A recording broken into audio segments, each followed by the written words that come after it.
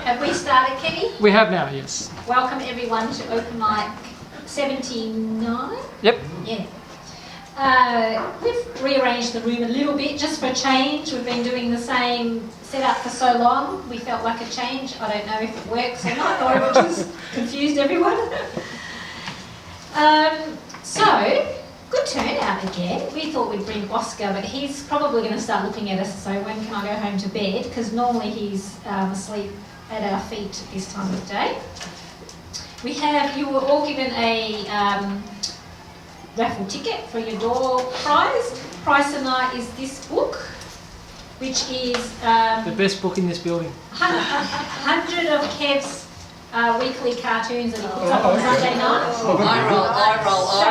Yeah, so Face slap. basically a book of dad jokes. So a good present for, dad or something.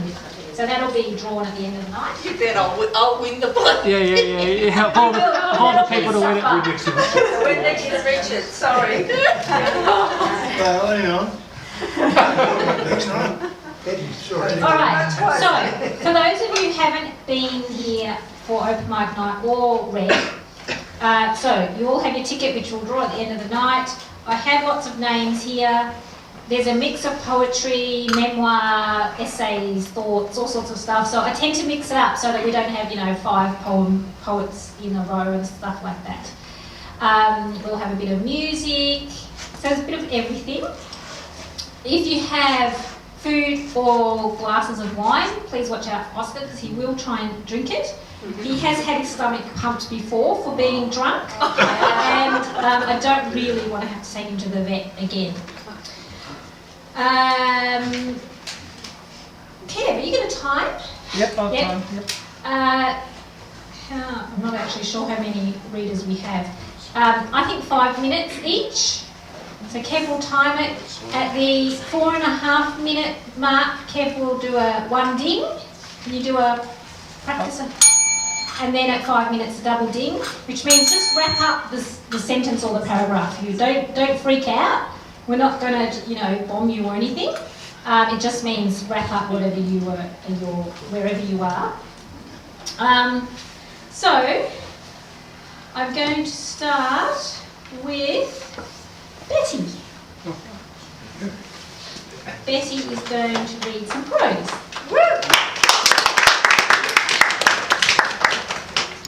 Good evening, everyone. I normally do poetry, but this is just a précis. I went on a holiday last year. I was lucky enough to scramble back into Australia on the 1st of March, so I was able to get in before they locked the door behind me. So I went to Antarctica on a cruise with a cousin. So this is just a précis of the beginning. He had just crossed the Drake Passage and we're heading into Antarctica.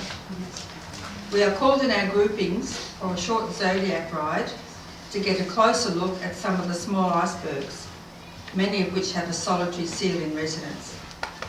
It takes about 10 minutes to dress in thermal top and bottoms, jeans and jumper, and waterproof pants. Then, heaving the bright orange Antarctic outer coat and my life jacket over my arm, I waddled down to the aft lounge on level 2 in my thick socks. Then, wrapped up tighter than an Egyptian mummy, I attempted the acrobatic movements needed to step into the knee-high Wellington boots. I wear my ID cabin key in a lanyard tucked inside my clothes at all times. When my group is called, we're read. We proceed down 2 flights of steel stairs to reach the open gated area at the back of the ship. As each person passes, an assistant scans the barcode. You don't want to leave anyone behind. Then you go down 1 more level to board the Zodiac in groups of 10. Zodiacs look big and bulky until it comes your turn to board. The rough seas cause it to bob up and down as you approach. You're awkward in your big boots and multi-layers of insulation. A crew member stands on each side of the opening, and as you step out, they grab you and toss you into the Zodiac.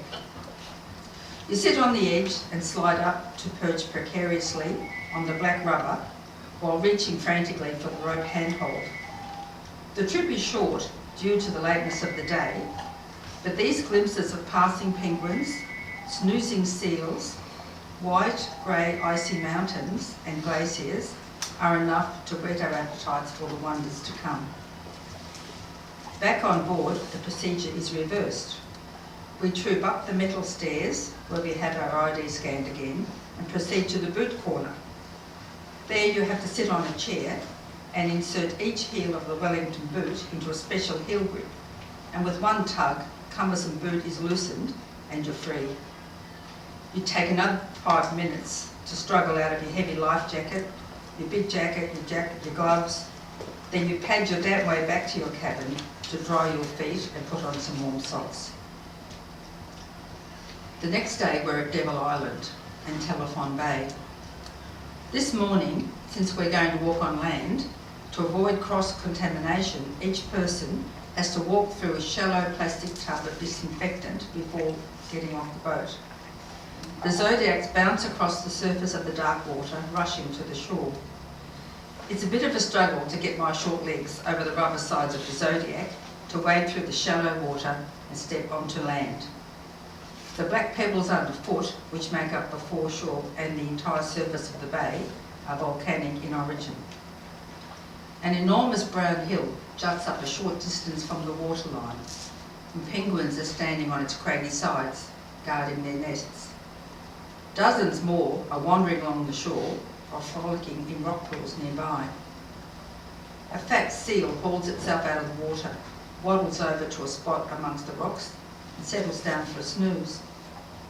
We tourists obediently stroll along adjacent to the shore, between the red flags positioned earlier by our guides. We stop occasionally to allow penguins to cross in front of us as they pass on their way to the sea, or back upwards to the hills on our left to feed their waiting chicks. It's a weird feeling to wander slowly along and observe these gentle, funny little creatures in their natural habitat. The presence of so many orange and black clad monsters on their quiet little beach doesn't seem to worry them at all. The hikers set off to ascend the steep mountain while we wimps watch from the safety of the shore. 1 short hour later, it's time to return to the ship. On board, you go down into the Zodiac, but here on shore, you stand in ankle-deep water and you need to climb up over slippery black rubber sides. After a few unsuccessful attempts, I perfect a leap and tumble technique, which lands me in the giggling heap on the floor of the Zodiac. I right myself, brush off my dignity, and ride back to the ship. Back on board, I'm scanned again, and this time, everybody has to scrub the sides and bottoms of their boots, as well as walk through the disinfectant footpath. Tonight, we're asked to wear black and white clothing to dinner, as it is white night. The officers form a receiving line at the entrance to the restaurant, greeting each patron in turn. An elegant French dinner is served, but as we reach the coffee stage, there is an announcement. On the starboard side, the right-hand side, is an ice floe on which there are 2 emperor penguins. Everybody abandons their after-dinner drinks to rush out in their finery to the nearest exit. The ship approaches as quietly as possible, then turns off the engines so that we don't startle them. There's no need, for the 2 penguins seem oblivious to us. We all shiver in our fancy clothes and observe for about 15 minutes as they waddle around, slather on their tummies, and wander backwards and forwards across the flat, oblong slice of ice. All of us in our black and white evening clothes, staring down at 2 creatures also dressed in dinner suits. At one stage, one of them cocks his head to one side and gives us the eye. Quickly losing interest, he turns about and tummy slides away. His friend follows. The scientist providing commentary on the microphone is delirious with joy at this once-in-a-lifetime sighting. Thank you. Visuals there. Okay, I forgot to say that Kev obviously is recording all of the readings, and we put it up onto YouTube when we can, as soon after tonight. So if you don't want to be included, Kev can cut you out, so please let him know. Sapphire Rose. Sapphire has, Saph has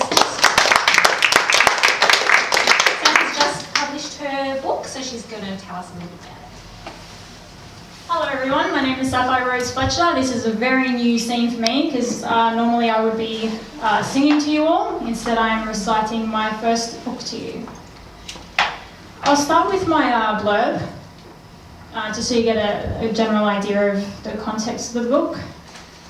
So I originally wrote this book like a diary, just so you all know. Just going through a lot of things and I just needed to process it, so this is basically what I've come up with. This is not a self-help book. This is a story about healing, self-acceptance and overcoming adversity. It's not always pretty, and that's how it's supposed to be, so that we can grow and understand who we are and what we truly need in our lives. It's also a story about learning to understand damaged people, finding forgiveness and rising above the prejudice of others. So I guess we've all experienced a lot of relationships in our life, and they ultimately, make us realise who we are. So this is a little section from my book. If you don't know who you are or understand the necessity of knowing your worth, especially at such a young age, you're doomed to attract people who attempt to mould you in what they require you to be. It doesn't make the people who resort to these strategies bad people. It's a psychological condition for those who feel worthless themselves. It's nothing personal, even though it may appear to be at times. Some people resort to externalizing those needs through romantic idealisms. These things we want rather than need in a relationship. Those idealisms aren't a true reflection of what authentic love resembles, though yet some people find momentary comfort within this concept. We set standards for ourselves, and some people just settle for in fear of being alone or not being able to do any better. These types of individuals will target you if you haven't yet established who you are, as they want to create you and take credit for your identity. Call it narcissism, but perhaps it's beyond that. Me, I call it survival, disguised as a false sense of security to avoid sitting in uncomfortable truths. Thank you so much.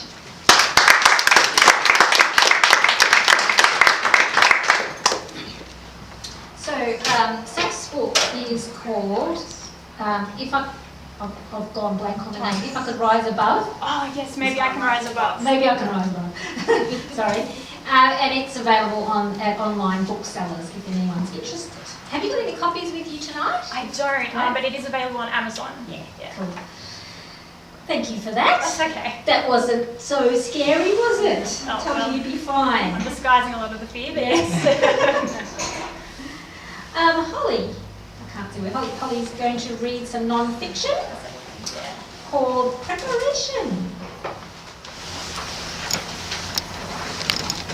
This is a short piece from a book piecing together about public speaking. Preparation for public speaking, or how not to land a job. I was made redundant from my last job. It was nothing personal. I was one of around 200 people, such employees, who lost their job due to a restructure. I was not devastated. It had been time to move on for a while. Now it was time to look for a new job, and within a short time I found one that I could not have designed for myself better. I submitted a targeted, snappy, and I like to think perfect application, and duly received a date for interview. I did my research and preparation, because preparation is good.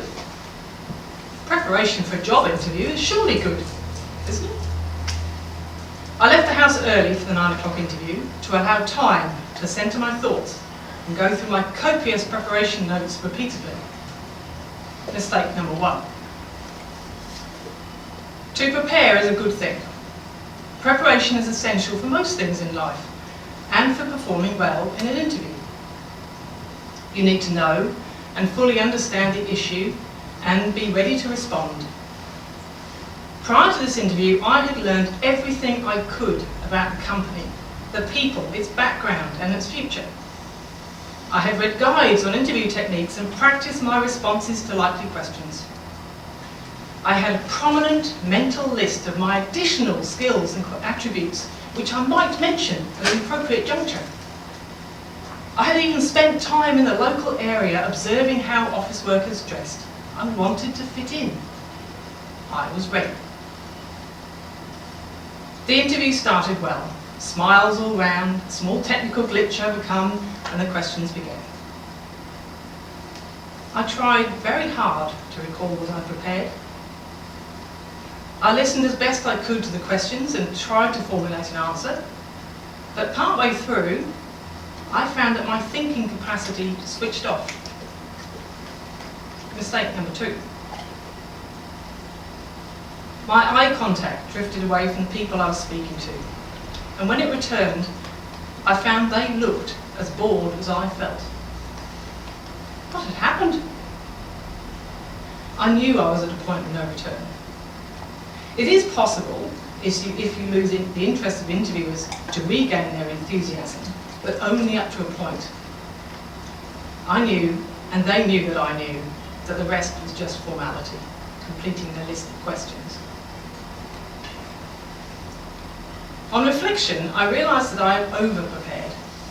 I had rehearsed and practiced and researched to the point that my knowledge and mental list of things to remember eclipsed my confidence and any possibility of being able to show what a great addition I was to their company.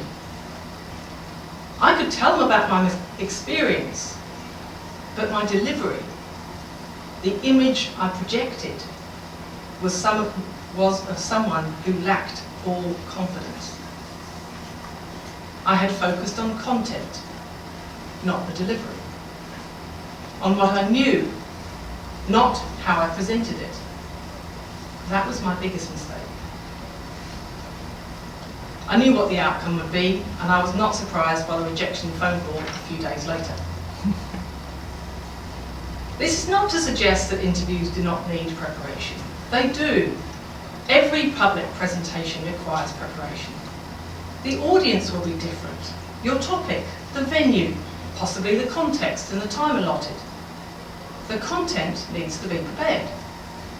However, it is your delivery of the content that will make the difference and determine whether people listen, continue to listen, and then take any notice of what you said. Content is important, but in public speaking, the delivery more so. To optimise delivery, there is no substitute for practice. The best preparation, therefore, is practice, feedback, and more practice.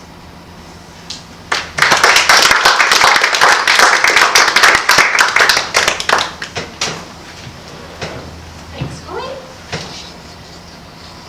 Marcello.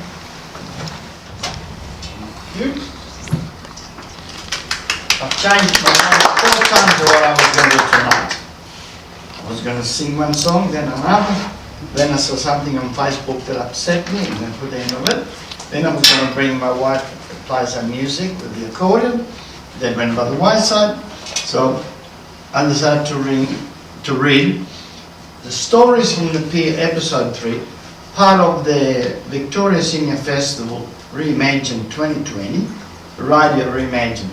Last year, because of the COVID, all the senior festival, including music, was online. And even though we're there, still grateful to my son, I decided that I would keep doing this, and then with my wife we also did the music performance. And we're glad that we did it. And this is part of, sorry, some of you might have heard previously, basically my life story in various stages, like my early days during the war, then back at Genostra, which is a little island, and that what inspired me when I had my first exhibition. And basically that was because the boy from Genostra, which had to be followed from the return of the boy to Genostra. I returned and I'm still here. Yeah. And by the way, Kevin, I'm not quite sure what do you mean you cut off after seeing your leg. Do you think I'm safe? Yeah. Oh, thank you. No, I'll make sure I'll finish in time. Anyway, so we read the story, and most of the stuff has been published in various books. They had to make some changes because of times. Anyway, in this episode, Marcello D'Amico shares a self-reflection on his journey as a 14-year-old boy from the Aeolian Island to St Kilda. Dies in St Kilda.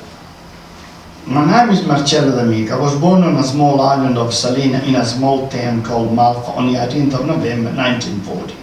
The youngest of Vincenzo Calogero D'Amico and Anna Maria Terzita D'Amico, and 5 children. In Malfa there were no roads of any kind, just narrow and dangerous paths with lots and lots of stone steps. No electricity, lighting was by kerosene and oil lamps, although we had the luxury of candles. The reason being my father was a priest and I would pinch the candles from the church. It's true. Rainwater was stored in small wells and drawn with a bucket as needed. On the 25th of January 1955, I left the islands to travel to Australia on board the MV Oceania on my own. The ship arrived at Port Melbourne on the evening of the 25th of February 55, but we didn't get off until the following morning.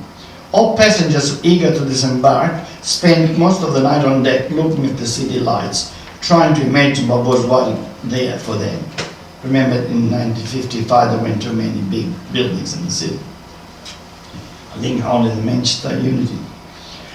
Once the ship was steered to Princess Pier, passengers flocked to the ridings to catch a glimpse of their relatives. I managed to get a front row position, and somehow, among what seemed a sea of people, I spotted my brothers Tony and Nick and my sister Maria. All of a sudden my heart started pounding. I wanted to disembark and start my Australian life immediately. After customs completed searching my 8 pieces of luggage, and I was up to set foot on Australian soil, I felt I was a big man. I don't know why. Obviously, it was a very emotional reunion with my siblings, who took me home to their timber house that bought at 73 Carlisle Street, St Kilda, which they already started to renovate. As days were passing, I was getting used to living in this new country and continuing exploring the place. But being 14 years old and full of ideas, hopes and ambition, I had to make some serious decisions on what I was going to do with my life, both on the short and long term. I discussed this with my siblings, and we decided that as I wanted to start pulling my weight instead of being kept by the others, I should try to begin my working life. Soon after, I started working at a spring factory, less than a mile from where I lived. But on the first day, by lunchtime, I'd already quit and gone home. The following week, I went with my sister Maria to try getting a job at the knitting mill in South Melbourne, where she had worked. But the owner, Mr. Patros, suggested I was too young and that I should go to school. Maria was so upset that she quit on the spot and got a job somewhere else. But some months later, Maria returned to work for Mr. Patros and started his factory for almost 40 years. In the meantime, during the day, I would get my mandolin and my guitar and play music on the veranda. Young girls would stop and listen, and the audience was increasing every day. This is true. To get the macho look, I was clenching an empty bamboo pie between my lips. But the girls' parents started to complain, and so I stopped the daily performances. Renovations on the house were continuing, but slowly, and eventually after months of frustration, it all came to a halt. However, overall the result was not as bad. In fact, the house, which belonged to my brother Nick, who lived there for almost 40 years before building a new house, a chiropractic clinic at number 73 Carlisle Street, is still standing. I'll continue next. Cool. Thank you. Thank you, Marcello. So did we miss a big birthday last year? This year? The 18th of February. Oh yeah, so you need my birthday, isn't it? Yes. Okay, Sarah. Let's see. No? Don't want to read or later? No. Nothing?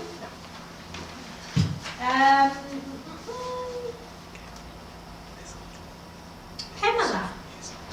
Pamela's going to read a story. We don't know what to do now that you've finished reading us your memoir. Well, I'll explain. I went to the library and Lynn gave us pictures. We chose what we wanted. Yeah. So, So you had to that. write something.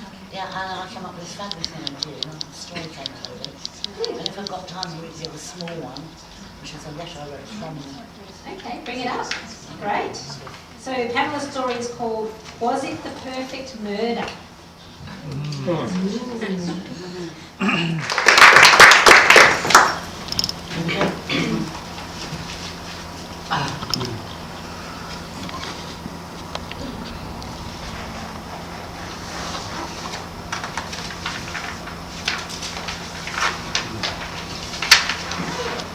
Was it the perfect murder?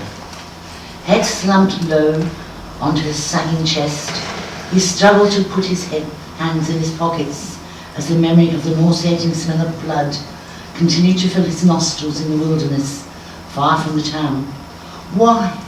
Oh, why had he returned to view the macabre scene, he asked himself. Yes, everything had gone according to plan, and no one would suspect him. The killing had been simple, his old man so gullible and easy to lure away from the house. He remembered the nights when the old man arrived home from the pub in a drunken haze, stinking of beer, staggering to the rickety old chair, slobbering as he'd scream, "Your twin should have survived, not you.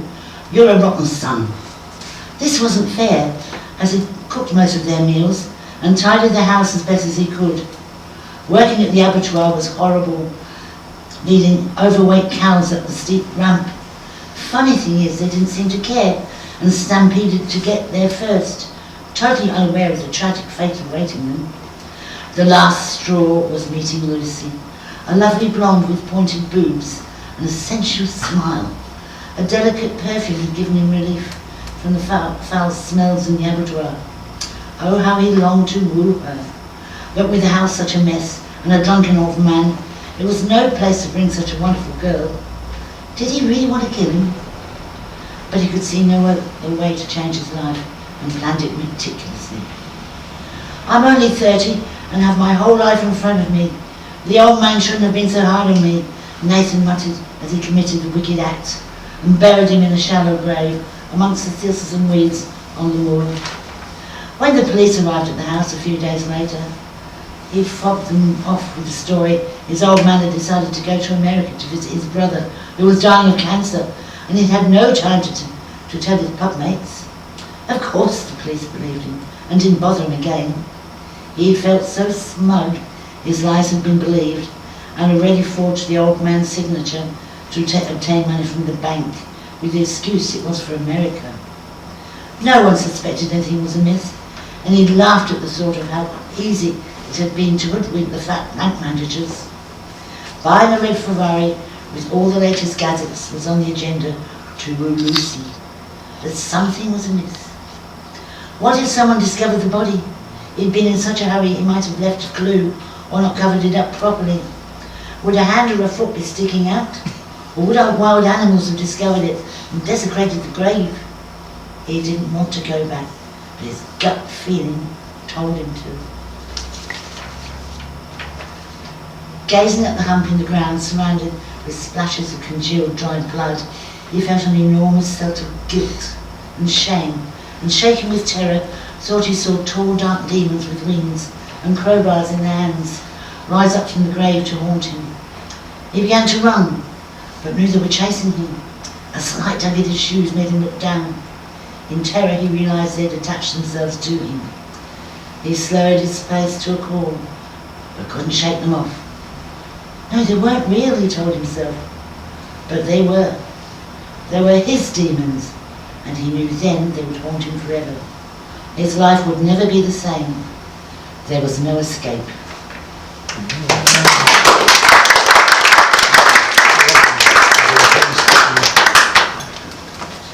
This is just completely different, very short. It's called Letter to Desmond. My darling Des, I was so pleased to get your letter and the photograph, but I was beginning to think you'd forgotten me. However, you appear to have settled comfortably in the south of France. I love the wicker chair, plant and pictures displayed on the wall behind you, and I was glad to see my photo beautifully encased in a frame among them. Your face looked very emaciated and white, So I expect you're not taking advantage of the lovely weather over there and are not eating enough, or perhaps surviving on a diet of frog legs and snails. You were always a strange eater with your wimpsy salads and uncooked vegetables. Yes, Claudia, your cat, is a good companion, and in the photo appears to be protecting you.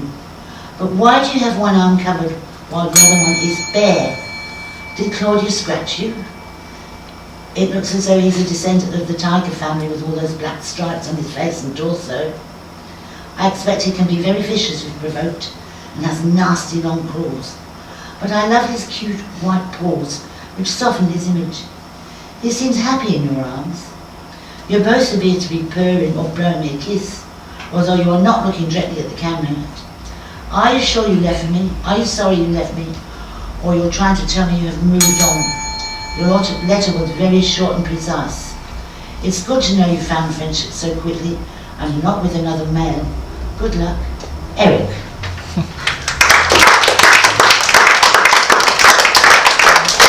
Oh, it's very different from what we've had Completely. before. All right. Fiction. Yeah, Steve, we're going to get you up. And after Steve, Dom, I might mix it up tonight and have you in the middle. So after Steve, we'll get you to, you are playing the song, aren't you? Yeah. Come on, Steve.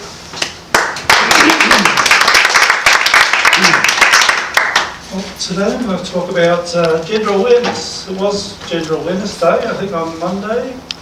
And it's a day when we come to, I guess, appreciate and acknowledge that there are more than two genders. And so we acknowledge people we generally used to refer to as the LGB community, which is the lesbian, gay and bisexual community. Of course, that's sort of been expanded now to be referred to as LGBT, which is your lesbian, gay, bisexual and transgender. And even further, we've gone to LGBTQ, which is lesbian, gay, bisexual, transsexual, transgender, queer or questioning. And now it's more commonly referred to as LGBTQ+, which if you expand it out is actually LGBTQQIAA, which is lesbian, gay, bisexual, transgender, transsexual, two-spirit, queer, questioning, intersex, asexual, ally. It's getting easier and easier. And also pansexual, agender, genderqueer, bigender, and gender varied and pangender. Now, with all this, I think, well, there's got to be a simpler way to refer to this gender diversity thing. And I've come up with an idea, and it's a bit out there, but let's see, what I'm suggesting is that we call these people.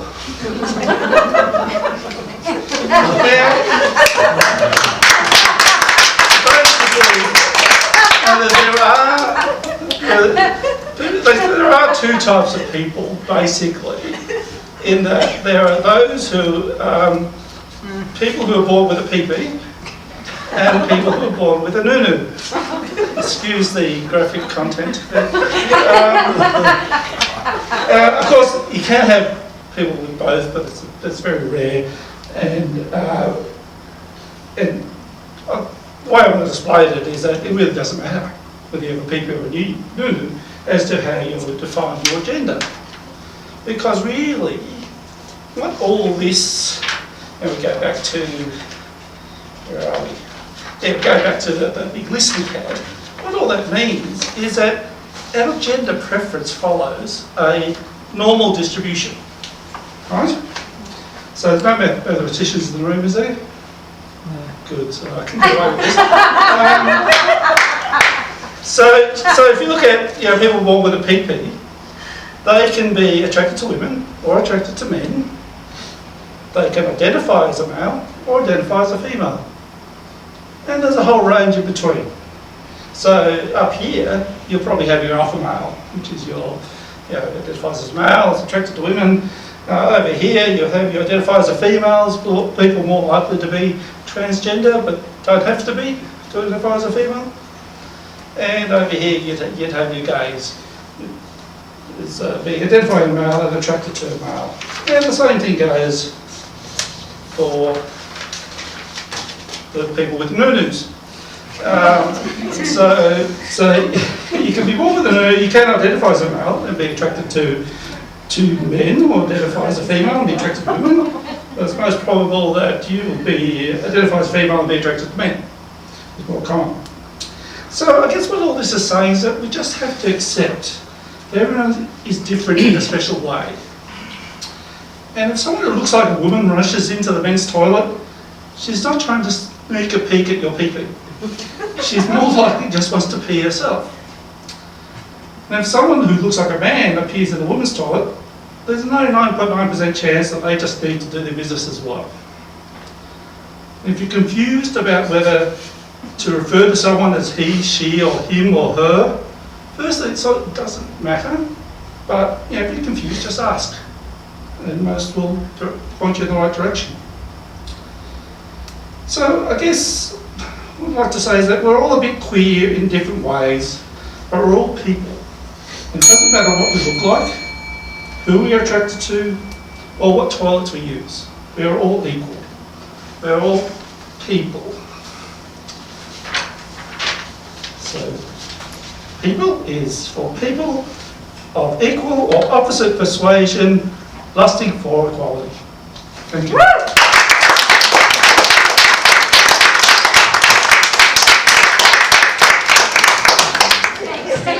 We were just talking about this yesterday. I was like, can't someone come up with a more simple name? Because I get confused by about the third letter, fourth letter or something. Yeah. John, are you ready? Do you want to get on that? Yep. Any chance he could go over that side this time? Because I'll just get the back of his head otherwise from this side. Up here? Just over there, even just in the front there, or something. Is that, Off to the side. Here. does that work? How are you? I'll sing to you, Marcella.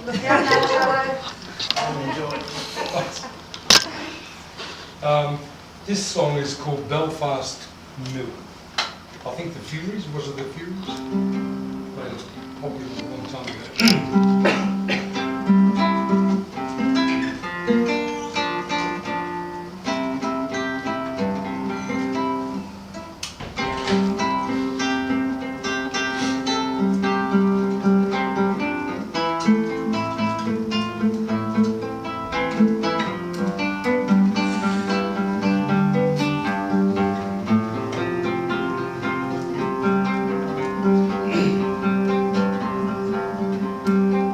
At the east end of town, at the foot of the hill, there's a chimney so tall, it's a Belfast mill.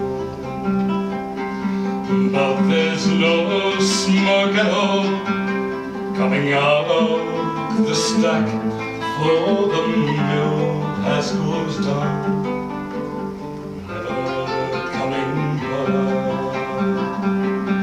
And the only tune I hear is the sound of the wind as she blows through the town. Weave and spin, weave and spin.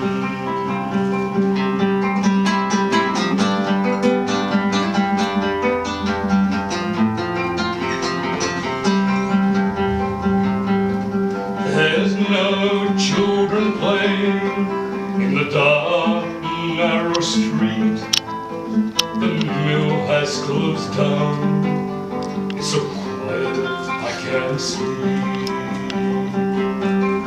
The mill has closed down. It's the only life I know.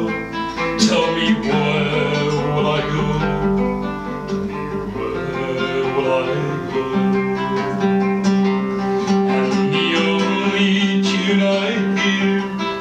Sound of the wind as she blows through the town. Weave and spin, weave and spin.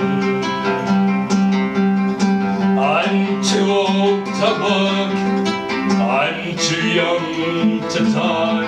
Tell me where will I go? My family and I.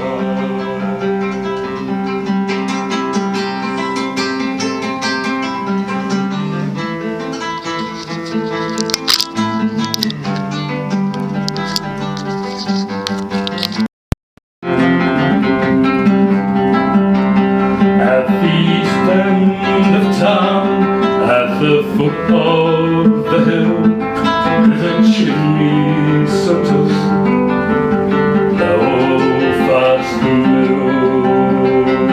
But there's no smoke at all coming out of the stack, for the mill has closed down. The coming back, and the only tune I hear is the sound of the wind as she blows through the town. Weave and spin, weave and spin, as she blows through the town. Weave and spin, weave and spin.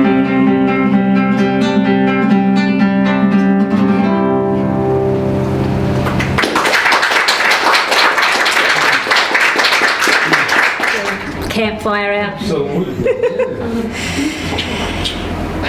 Michelle. Michelle is just reading from her book, maybe? Oh, from her news story. That's right. Yes, you did tell me. Oh, news story. Come on up.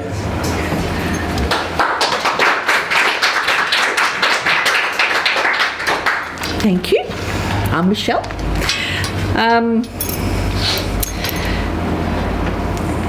I'm delving into fiction now, which is a bit of a change from writing real life for the last 3 books.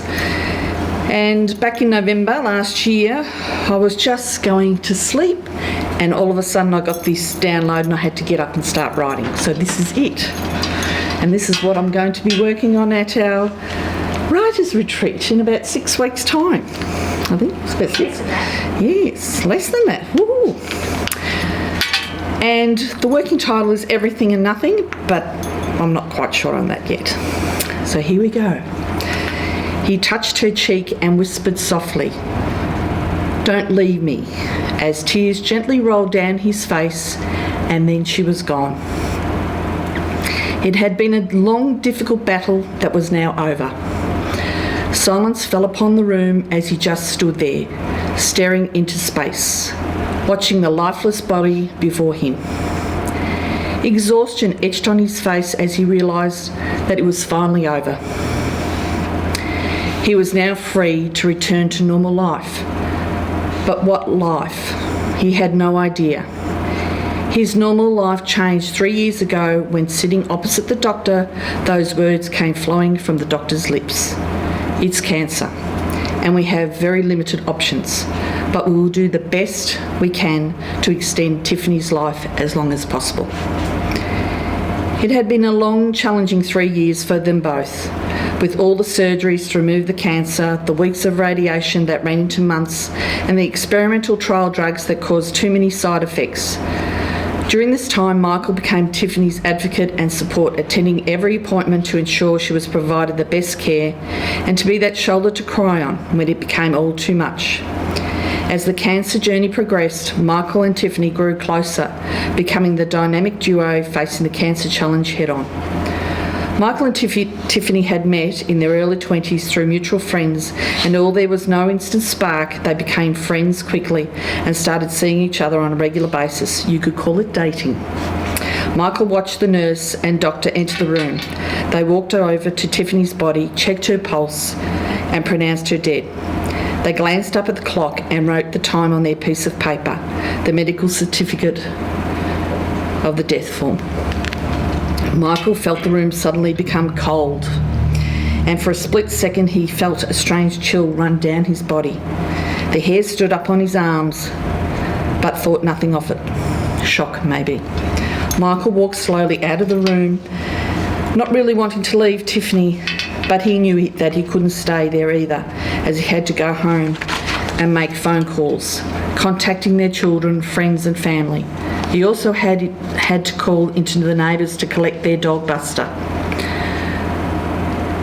I might skip through this because I don't want to give you too much, but here's a twist. Michael sat in the food court, lost in his thoughts, just staring into space, his mind wondering how long had it been. Was it 6 months since his beautiful wife had left? He was struggling. He felt lost and alone. Tiffany, his wife, did so much for him. Michael had been sitting there for so long, he didn't know how long it had been. a while. He had a cup of coffee and something to eat. Just sitting trying to focus, but he couldn't. He just sat and stared and watched people going about their business. He just sat and realised that no matter what, life still goes on. People still get up and go to work and go about their day. He was sitting down, just playing with his wedding ring, when suddenly he saw a shadow in front of him. He looked up and there stood a stranger. She was tall with blonde, long hair and these incredible blue eyes that you could get caught up in. You could drown in them, mesmerising eyes. For a fleeting moment, Michael could see Tiffany's eyes and face. He shook his head. Was he daydreaming? It wasn't until he heard the woman's voice that he came back into the present. Michael blinked a couple of times, trying to determine what was going on. The woman standing in front of him said, "Excuse me, you don't know who I am, but do you know Tiffany?" And as he sat, trying to keep his emotions intact, being the man, the brave man, he nodded and whispered, "Yes, that is my late wife." And then the blonde woman said to him, "Tiffany chose me to give you this message. Tiffany says she is fine, she is free, and she loves you." Michael dropped his head, trying to take it all in, trying not to cry. A few minutes later, when he lifted his head, the stranger had gone, vanished into thin air. And I might leave it at that. There's so many twists and turns. Thank you. Sounds like you're enjoying writing that one. I'm loving it. Sandra. Where's Sandra? Sandra is going to read. I just lost you. Thank you. Just last week or the week before, published a book called School of Boring, and I just woke up. I think it was, I know the exact date actually, on Friday the 7th of February last year. At schools these days, they're teaching children about the learning pit, which is if you're going to go to school and learn or learning anything, you start up here and you have to fall down this big pit and get really uncomfortable and then climb up this other end of the pit. And I just envision myself, I teach mindfulness, and I'm standing there and I imagine my 700 and something kids behind me, and I'm going to this pit and I'm thinking, no, I wouldn't be taking these kids down this pit. That's not how I learn. I have a very unique way of learning, and all my life, I think all of us, every human being, feels like a misfit. And I think learning is one of those things where none of us learn linear. We all have our own unique learning ability. So as a child, I struggled. I needed friends, I needed tutors, always needed help. But I loved learning, and I don't know why, I'm still always doing courses till this day, and I'll be 52 next month, I think. So yeah, so this book is a book for children. The School of Boring is not for people who want to stay stuck. It's not for people who are looking for a light-hearted chat with your children. It's a book for people who are willing to discover what their children are yearning for. Because I think if I was spoken to as a child, what do you love? What do you love yearning for? What have you learnt so far? How have you learnt that, and how would you teach someone what you already know? Then I'd know I was a learner. And so this book is, it's poetry really. It's a rhyming book, and it's to help conversations with children about their unique learning styles and learning their unique version of intelligence, because we've all got our own, and anyone who works with any children, like the children that I teach and my daughter, they just surprise me every day. I just love it. So I'll just read a paragraph from The School of Boring, just wherever the book opens up. One teacher thought, I'm not teaching anymore. Instead, I'm going to open my mind's door. So she chose to take off her logical hat to search where further possibilities were at. What if students were explorers of learning, and I got curious about what they are yearning? I could increase awareness and possibilities as we open our minds to new opportunities. So that was School of Boring about learning. The book before that was called Weedy Thoughts. And as a child, I had many weedy thoughts and thought that I would never be good at anything. And so this book is about a little witch, and she's very kind, and she goes around giving gifts to all the neighbours, and then she hides away, and a little bluebird comes along, and the little bluebird teaches her how to change her weedy thoughts into greater possibilities. So just a couple of paragraphs from there. One day, the bird decided to present himself, so he flew to her window and sat on her shelf. Shocked and surprised, the witch hid herself. The bird said, "Please, may I introduce myself?" The witch heard his voice was kind and true. She crept out hesitating. "Can I help you?" The bird answered, "My name's Potterby. How do you do?" The witch fumbled, "I'm Pockets, and I'm well, thank you." Potterby asked, "Why do you give out gifts and treasures, then disappear into your house no matter the weather?" Pocket said, "Well, I'm ugly and I'm not very clever, and sadly I've not had friends since forever." So the little bird teaches her how to switch her way of thinking, and at the back of the books there's always just little prompts to help conversations with parents. This book I wrote for my sister. My sister and I were very different. I was really neat and tidy. She was really messy. And as a child, I just didn't get it. I needed someone to tell me that it's okay that everyone is different. So this book, like most siblings, Logan and the little girls' names are Alex and Logan, have their differences. Alex enjoys being quiet and organised, while Logan enjoys being loud and messy. One night Logan begged till she turned blue, "Please, Alex, can I sleep next to you?" All Alex could say was, "I'm not impressed with all your crazy untidiness." Running to her dad, Logan wept and wept. "Alex is so mean. She thinks she's so perfect." Alex howled in her own defence, "Stop telling on me. It doesn't make sense." So that's how I felt as a kid, always being dogged on. And so if parents didn't take sides, it would just be much easier for them to understand each other. Thank you for listening. So Sandra has a whole library of books now.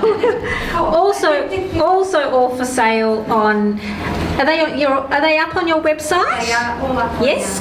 Is your website Creating Mindful Moments. Yep, Creating Mindful Moments is the website if you're interested. If you have grandkids or kids, or good presents for people with young children as well. Thanks, Sandra. Rosemary. Rosemary's going to give us some thoughts about worrying.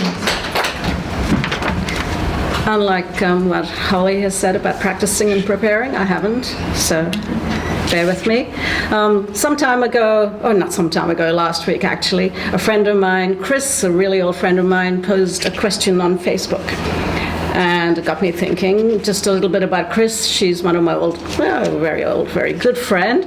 And both our kids went to kindergarten together when we lived in Mexico. And she was the one who actually got me into writing. She nagged the hell out of me to get into writing. So thank you, Chris, if you're listening. So this question she posed on Facebook was something that I guess it's a hot topic that most of us are relating to, especially since last year. And her question was, how do you worry effectively? Which is a little bit of an oxymoron. But hey, great question. So on Facebook, some sage advice came from her friends. Write it down, then take action. Focus on the facts that are positive. Schedule it. Give yourself some time to play the what-if game. That's your worrying quota for the day. Now move on. Somehow it will be handled, so don't worry too much. Worry is about being in the future. Someone referred to a poster on his college dorm that had written on it, "Don't just sit there, worry." Another suggested, if you can, fix it. If you can't, move on, let it go. One quoted Dale Carnegie, "What's the worst thing that can happen?" And I thought, yeah, I can quote on that too. So I said, be like Scarlett O'Hara, worry about it tomorrow.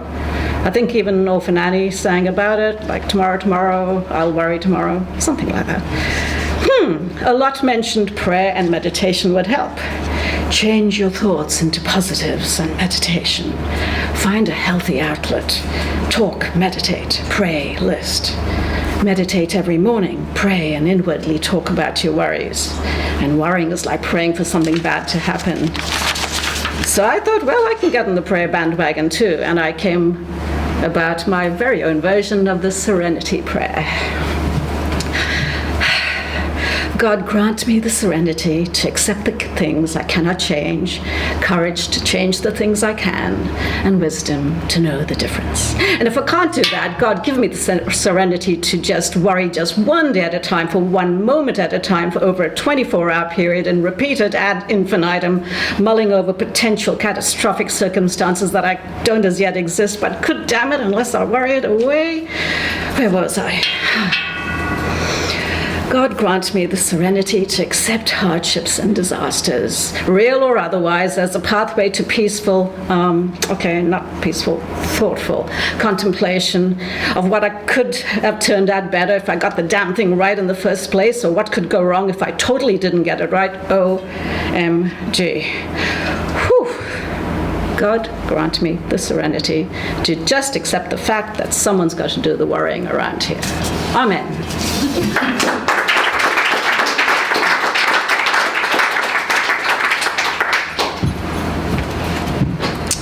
Thanks, Rosemary. Paul.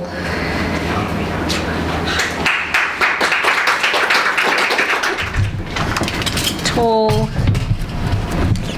Yep, that's me, all right. Hello. Actually, they kind of, I've done a few different things. Like I did stand-up comedy for a while, and as a stand-up comedian, I was kind of like a frustrated poet, but as a poet, I'm kind of like a frustrated comedian. I'm kind of neither, you know? And they sort of bleed into each other. And Facebook posts as well, like they come across like stand-up comedy sometimes. I'm going to put out a book of Facebook posts eventually. I'm going to have to, because half of the best stuff I do is on Facebook, which is a bit of a waste otherwise. Anyway, I'm going to read, let's see. This is a 40-second poem that took me 10 years to complete. I wrote the first couple of stanzas in like 20 seconds, 10 years before, and then 10 years later, I finished it in my sleep.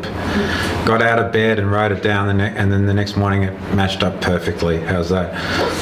So this is the one that took 10 years, and I finished in my sleep. Boxing Day. I don't want to write poetry. I don't want to watch cricket. Walking would be okay, except I don't want it. I don't want to talk on the phone, watch Netflix, eat Gillian shells. A picnic at the reservoir. Now there's something that I really don't want. I don't want JB vouchers, Westfield vouchers, Hoyts. Don't even bother about getting me a card. What I want, no one can give me today. I don't know what else I don't want right now, but I'm sure that I'll know it when I see it.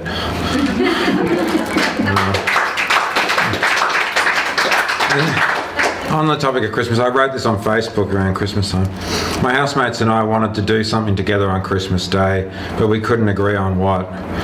In the end, we decided to have a seance, invite Jesus into our home and ask him what we should do. Have a pancake breakfast or go to the beach.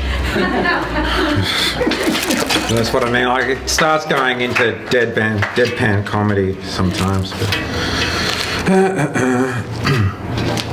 All right, someone asked me to do something funny, so... All right, here we go. Death buffet. The reception's nibblies hide in the corner of the room. I go over to introduce myself, but they're in a terrible state. I'm so sorry. I dive into the M&Ms and wallow, for pity's sakes, what's wrong with me? Ooh, looky, a blue one. Meanwhile, everyone's over there, where the Cheezels aren't, where people have something else. I can't say, because Cheezel in an inextinguishable jumbo pack of elsewhere. And these so-called people are apparently in relation to me. They make eye contact, have opinions and jobs. But I have a Cheezel halo. I have M&Ms for eyes. I'm suited up, pale-skinned and sweating like a candle. He died in an M&M cave-in, the humble stone will read. A landslide of polite, his mouth a graveyard gate. So, how long have I got? Another minute. So. Another minute. Okay, hang on. Better pick a quick one then, if I've got one. Maybe that's it.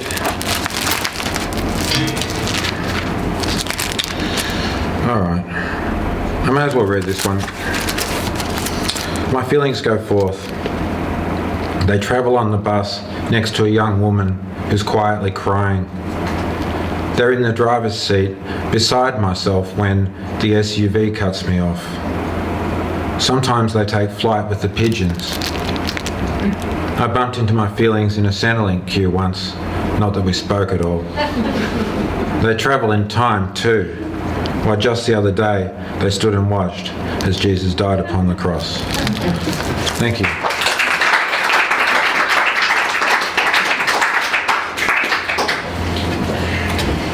Thanks, Paul. Lucky last is Richard. Did anyone else want to read who didn't tell me or has changed their mind or no, highly likely to win the raffle? I'll let you say what you're working with. Thank you, Blaze. Thank you for making me follow Paul. How the hell do you follow Paul? Anyway, I've spoken to some people here tonight who have admitted that they wrote their pieces this afternoon or last night or whatever. And I have done that in the past, but I haven't done it this time. But I thought that just for something different, what I'm going to do is read 3 pieces by different authors, and what I'd like you to do is, in your own minds, try and decide who you think the authors of each piece are. I think I'm not going to be too surprised if you all get 1. 2 would be pretty good. I think if you get 3, well, you're revealed as a student of poetry. If you get none, well, then I think you should think about enhancing your life by reading a bit of poetry. Anyway, we'll get on with it. The first one is entitled, As Long as Your Eyes Are Blue. Will you love me, sweet, when my hair is grey and my cheeks shall have lost their hue? When the charms of youth shall have passed away, will your love, as of old, prove true? For the looks may change and the heart may range, and the love be no longer fond. Will you love with truth in the years of youth, and away to the years beyond? Oh, I love you, sweet, for your locks of brown and the blush on your cheek that lies. But I love you most for the kindly heart that I see in your sweet blue eyes. For the eyes are signs of the soul within, of the heart that is leal and true. And my own sweetheart, I shall love you still, just as long as your eyes are blue. For the looks may bleach and the cheeks of peach may be reft of the golden hue. But my own sweetheart, I shall love you still, just as long as your eyes are blue. That's the first one. That's called As Long as Your Eyes Are Blue, and you can formulate in your minds who you think wrote it. The second one is called A Little Boy in the Morning. He will not come, and still I wait.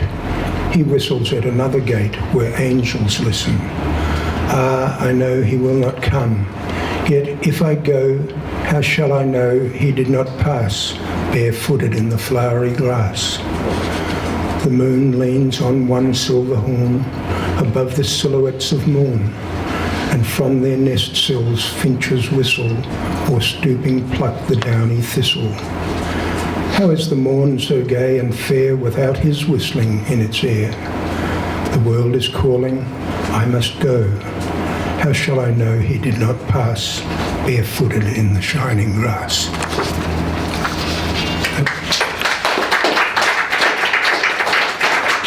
That one, so that you can arrange your minds, is called A Little Boy in the Morning. And the third one is called Lay Me Down. May my resting place be at the foot of a tree, a tall, strong tree by the river's edge, where the stream flows quiet by the rocks and sedge. Lay me down there near the southeast verge, which catches the rays at the break of day and the warmth of the sun in its westward path, till the daylight wanes and the shadows play, as the dark approaches in fading light and the bushland creatures withdraw from sight. When all is quiet save the zephyr breeze that lazily wafts through the river bank trees, the occasional sound of wings in the night as a night bird quietly takes to flight. And I will lie resting at peace with all as the world greets the rays of tomorrow's dawn. Thank you. Are you going to tell us? Oh yeah, all right. I was going to do that at the finish of the night. Am I finished? Yeah? Yeah. Oh wow. Yeah. Right, I just thought if we have other stuff after it, then people forget your piece. No, fair enough. I wouldn't like them to get confused in their heads or anything like that. No. Right. Now, you'll know yourselves whether you who you think each of these are by, and you'll know whether you got one right or two right or three right. Anyway, As Long as Your Eyes Are Blue is by Banjo Patterson. And A Little Boy in the Morning was written by an Irish poet named Francis Ledwidge, who was one of the most highly regarded Irish poets during the First World War. He was born in County Meath in 1887 and died at age 29 in battle after landing at Gallipoli. He didn't die at Gallipoli, but he died in the battle shortly before the war ended. He died in 1917 at age 29. So that's Francis Ledwidge. And the third one, Lay Me Down, was written by me.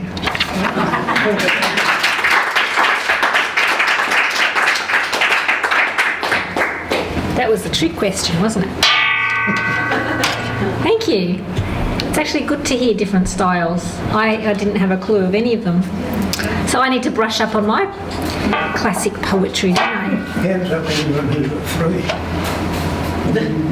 I didn't even get one. No. Did anyone get one? No.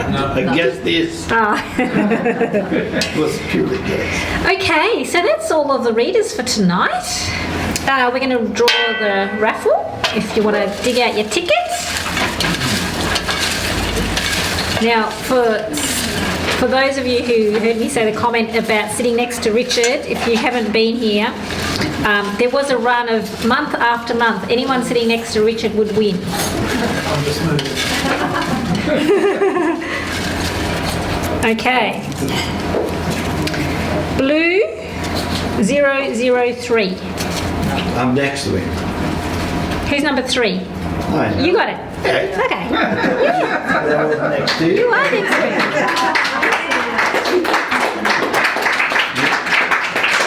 I believe you.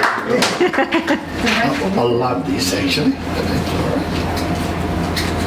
Yes, thank you. Well done. There you go. See, the legend lives on.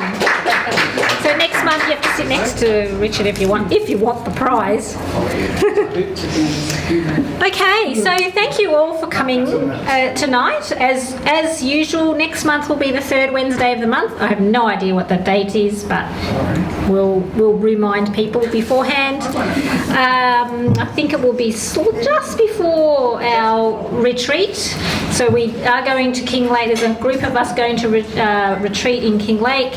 That is booked out. If anyone's interested in our next retreat, that will be in October 15th-ish. I can't remember the exact date, whatever that Friday is. I think it's the 15th. So if you are interested, let me know.